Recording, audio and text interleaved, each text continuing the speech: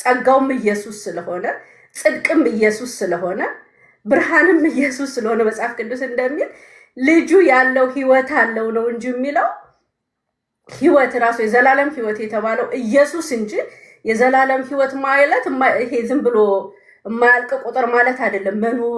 መኖር አይደለም። የዘላለም ህይወት ማለት የዘላለም ህይወት እኮ ራሱ ኢየሱስ ነው። ኢየሱስ እስካልጠፋ ድረስ ያ ህይወት ሊጠፋ አይችልም።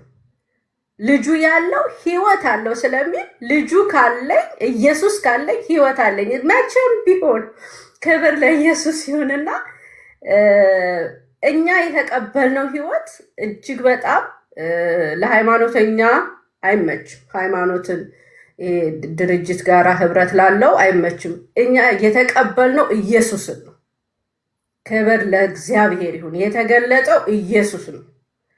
የዘላለም ህይወት የተገለጠው ህይወት ተገለጠ፣ አይተንማል፣ እንመሰክራለን።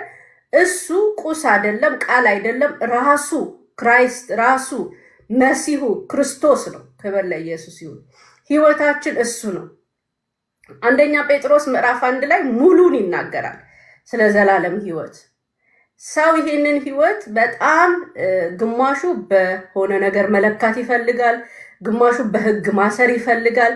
ህይወት ኢየሱስ ነው። ክብር